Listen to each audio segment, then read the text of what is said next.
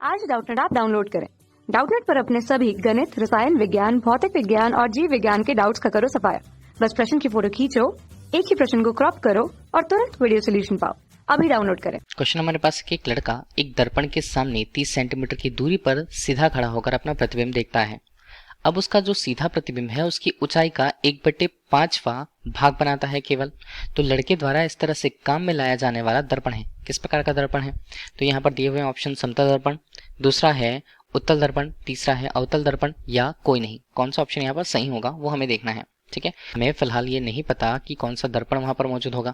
मान लीजिए उस लड़के की स्थिति को अगर हमने यहाँ पर कुछ इस तरह से दर्शाना चाहा, ठीक है, तो उसके लिए अगर हम वास्तविक रूप से उसकी ऊंचाई को दर्शाना चाहते हैं तो नीचे से हम उसकी ऊंचाई को देखेंगे। ये ऊंचाई यहाँ पर कितनी होगी? देखिए ये जो ऊंचाई है वो यहाँ पर स्मॉल h के रूप में होगी। ठीक है, उसकी ऊंचाई। अब सामने पे कौन सा दर्पण यहाँ पर रखा हुआ है वो हमें नहीं पता, तो इस अनुसार हमें क्या बताया जा रहा है? हमें बताया ये जा रहा है कि 30 सेंटीमीटर की दूरी पर सीधा होकर वो अपना प्रतिबिंब देखता है। तो मान लीजिए दर्पण की स्थिति कहीं, दर्पण के लिए बिंदु P यहाँ पर उसके लिए ध्रुव होगा। ठीक है, और यहाँ तक की दूरी यहाँ पर हमें दे दी गई है। ये दूरी हमें दे दी गई है, वो कितनी है?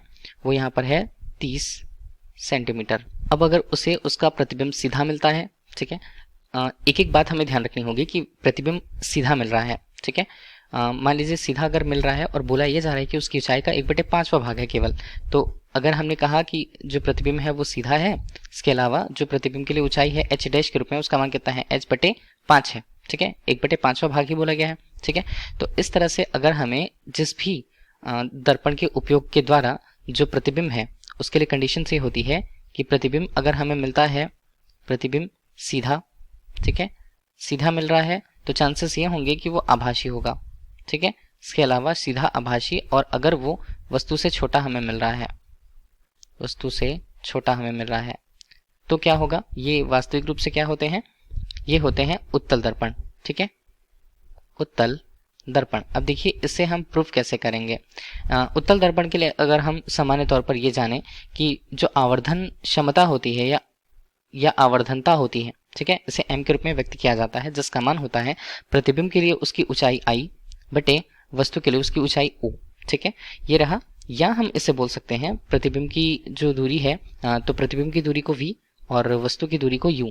तो ये अनुपात जो होता है आवर्धन क्षमता को प्रदर्शित करता है।